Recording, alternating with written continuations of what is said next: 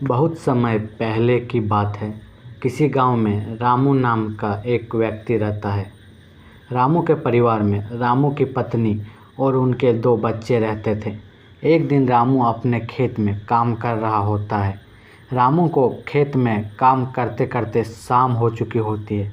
रामू अब घर की ओर चल देता है। रामू अपनी मस्ती में घर की ओर बढ़ रहा होता है। रास्ते में उसे एक जंगल से होकर गुजरना पड़ता था। वह चुपचाप जंगल के रास्ते में चल रहा होता है। रामू को लगता है कि कोई उसका पीछा कर रहा है। रामू बिना पीछे मुड़े वह चुपचाप घर की ओर चल देता है। अचानक से उसके सामने एक चुड़ैल आ जाती है।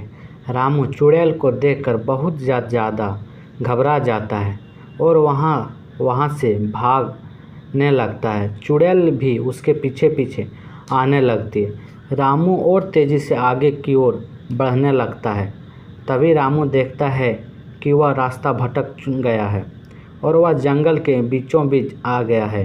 रामू और ज़्यादा घबरा जाता है। रामू को समझ नहीं आ रहा होता है कि वह आगे करे तो क्या करे। रामू बहुत ज़्यादा डर रहा होता है। तभी वहाँ चुड़ैल भी आ जाती है और चुड़ैल को देखकर रामू के होश उड़ जाते हैं। तभी रामू कहता है, अरे दुष्ट चुड़ैल, मैंने तेरा क्या बिगाड़ा है जो तू मेरे पीछे पड़ी है और मुझे मारने के लिए मेरे पीछे पीछे आ रही है। चुड़ैल यह बात सुनकर कुछ सोच ही रही होती है कि तभी वहाँ रामू को एक कुटिया दिखाई देता है।